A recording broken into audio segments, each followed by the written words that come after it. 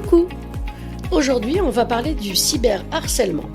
Le cyberharcèlement, c'est quand quelqu'un t'embête, te critique ou t'insulte sur Internet encore et encore.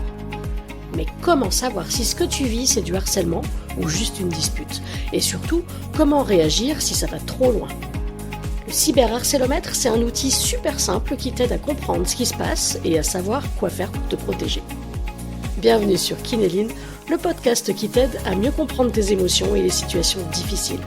Je suis Céline, kinésiologue, et aujourd'hui on va parler d'un sujet important, le cyberharcèlement. Grâce au cyberharcélomètre, tu vas apprendre à reconnaître les signes et à réagir comme il faut pour ne pas rester seul face à ça. Allez, c'est parti. Alors, qu'est-ce que le cyberharcélomètre ? Le cyberharcélomètre, c'est un outil qui est conçu pour aider les jeunes, les parents, les enseignants à évaluer les signes du cyberharcèlement. Le cyberharcélomètre, il est organisé en plusieurs zones de couleurs qui vont de vert à rouge et qui représentent les différents niveaux de bien-être et de danger. Chaque couleur symbolise une étape qui va de « je me sens bien » à « je suis en danger ». Et cet outil permet de situer ses propres ressentis ou ceux de quelqu'un d'autre pour savoir à quel moment il faut agir. Imagine un thermomètre qui mesure non pas la température, mais ton niveau de bien-être sur les réseaux sociaux. Plus tu descends dans les zones orange et rouge, plus il est crucial de parler, d'agir et de demander de l'aide. Alors on va commencer par le niveau le plus serein, la zone verte, qui indique un usage sain et agréable des réseaux sociaux. Dans la zone verte, tout va bien. Les échanges en ligne sont agréables et respectueux, tu te sens à l'aise, et il n'y a pas de signe de malaise, c'est l'idéal, mais il faut quand même rester vigilant. Et je voudrais profiter de ce premier niveau dans lequel tout va bien pour te parler de quelque chose d'essentiel, le respect et la bienveillance dans toutes les interactions, en ligne comme dans la vraie vie. Quand tu échanges avec quelqu'un, que ce soit derrière un écran ou face à face, il y a toujours une personne comme toi, en face, avec des émotions, avec ses insécurités, avec ses forces, avec ses faiblesses, avec ses difficultés. Alors demande-toi toujours, est-ce que ce que je fais ou ce que je dis pourrait blesser cette personne ? Tu sais, c'est tellement facile de taper un commentaire ou d'envoyer un message sans réfléchir. Mais tes mots, même s'ils te paraissent anodins, ils peuvent marquer l'autre pour longtemps. Alors avant de parler ou d'écrire, pose-toi ces 3 questions. Est-ce que ce que je vais dire est vraiment vrai ? Est-ce que ce que je vais dire, c'est utile ? Et est-ce que ce que je vais dire est gentil ? Si la réponse est non à l'une de ces questions, peut-être que c'est pas la peine de le dire. Imagine que quelqu'un te parle comme tu le fais avec les autres. Si tu reçois des moqueries, des critiques ou des remarques blessantes, comment tu te sentirais ? Donc tu as le droit de vouloir te protéger de ce genre de comportement, mais ça commence, toi, par ne pas les faire.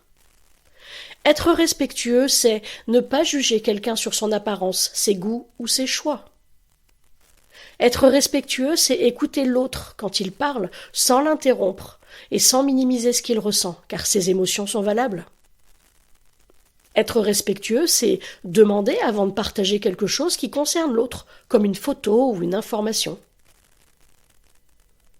Être bienveillant, c'est encourager l'autre quand il doute.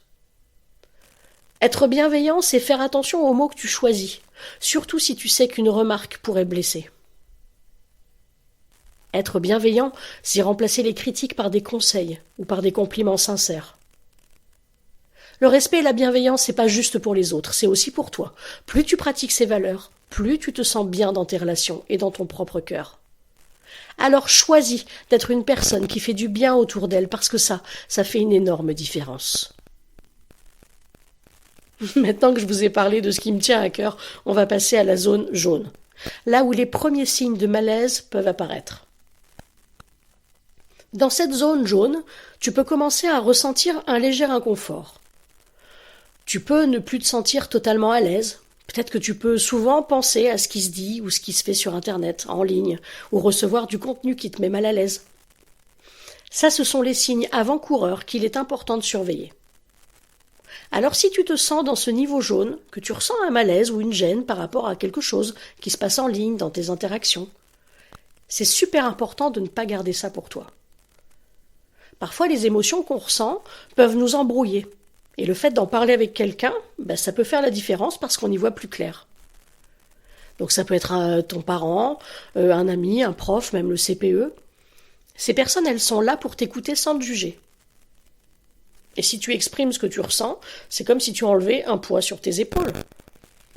En partageant ce qui te dérange, tu peux voir les choses plus clairement et tu peux éviter que la situation ne prenne plus d'ampleur. Tu peux commencer simplement avec une phrase comme « Il y a quelque chose qui me dérange, est-ce que je pourrais t'en parler ?» ou « vous en parler ?» Ou bien tu peux dire « Je suis en train de vivre une situation qui me met mal à l'aise et j'aurais besoin d'un conseil. » Tu sais, parler, c'est une force, c'est pas une faiblesse. Et ça peut t'aider à reprendre le contrôle de la situation avant que ça aille trop loin. On va passer à la zone orange maintenant. La zone orange, elle marque un seuil où le cyberharcèlement devient plus manifeste. Et là, il nécessite une intervention plus directe. Dans cette zone orange, tu peux être exposé à des contenus violents, te sentir exclu ou même subir des moqueries ou des jugements. À ce stade, les effets sur ton bien-être émotionnel deviennent plus visibles. Alors cette zone orange t'appelle à en parler et à dire « stop ». Donc si tu te rends compte que ce que tu es en train de vivre en ligne, sur Internet, est plus qu'un simple malaise, que ça devient agressif ou que tu te sens exclu, il faut agir. Tu as le droit de te protéger et de dire stop. La première chose à faire, c'est de bloquer les personnes responsables. Peu importe qui c'est. Personne n'a le droit de te manquer de respect ou de te faire du mal. Bloquer quelqu'un, c'est pas suffisant. C'est pas une faiblesse, c'est une manière de prendre soin de toi, mais ça n'est pas suffisant. La deuxième chose à faire, c'est que tu dois parler. Tu dois parler de ce que tu vis. Alors confie-toi à un adulte. Un parent, un prof, un ami, peu importe. Exprime ce que tu penses, c'est le premier pas pour trouver des solutions et pour arrêter de te sentir seul. Ce qui t'arrive n'est pas de ta faute. Il y a des gens autour de toi qui veulent et qui peuvent t'aider. Tu n'as pas à affronter ça tout seul. Ensuite, on va passer à la zone rouge clair. La zone rouge clair indique un niveau de souffrance important, où là, le cyberharcèlement, il commence à affecter ta santé mentale et physique. Et à ce stade, tu peux ressentir de la honte, de l'isolement, des idées noires. Parfois, tu perds l'appétit, tu as des difficultés à dormir. Le cyberharcèlement a clairement un impact négatif sur ton quotidien, et là, il est essentiel de demander de l'aide. Alors si tu te sens vraiment mal, et que cette situation te dépasse, et que ça devient trop lourd à porter, parle à un adulte. Ces signes de souffrance ne doivent jamais, jamais, jamais être ignorés. Tu n'as pas à affronter ça tout seul. Les adultes peuvent t'écouter, t'aider et comprendre ce qui se passe, et ils peuvent t'aider à trouver des solutions. Parfois, parler à une autre personne que tu ne connais pas bien, une psychologue, une sophrologue, une kinésiologue, ça peut aussi être une très bonne idée. Parce que ce sont des professionnels qui sont formés pour t'accompagner dans les moments difficiles et pour t'aider à retrouver un équilibre. Donc rappelle-toi, demander de l'aide, ce n'est pas un signe de faiblesse. Au contraire, c'est une preuve de courage. En parlant, c'est le premier pas pour aller mieux et pour reprendre le contrôle de la situation. On va passer à la zone rouge foncé. Là, c'est une zone d'alerte de danger immédiat, où ta santé et ta sécurité sont directement menacées.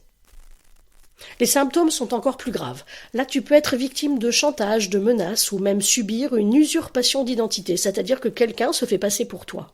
Et tu peux perdre complètement l'appétit, éprouver une grande fatigue, ne plus avoir envie de rien, ressentir une angoisse intense et permanente.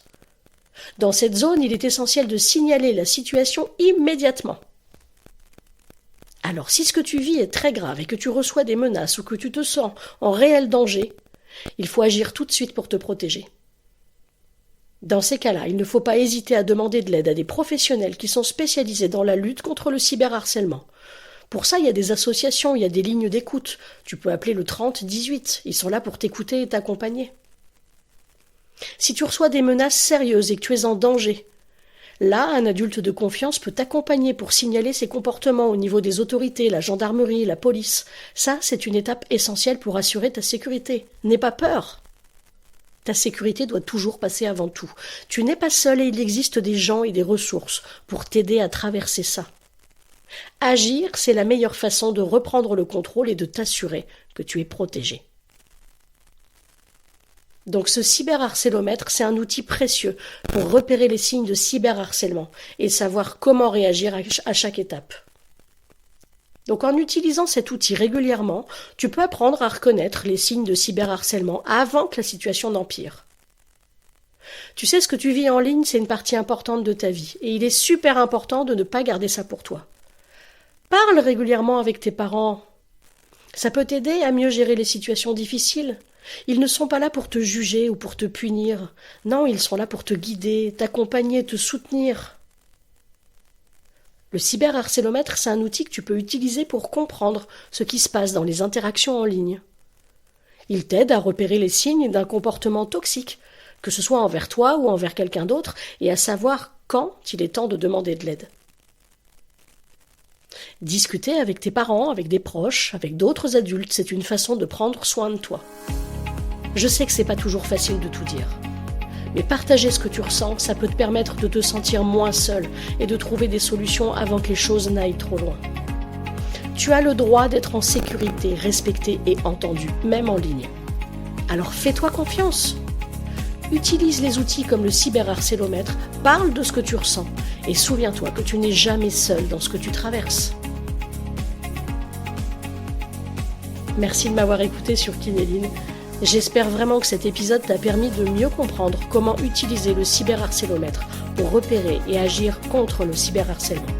Alors abonne-toi pour ne manquer aucun épisode et n'hésite pas à partager cet épisode-là autour de toi. À très bientôt sur Kinéline.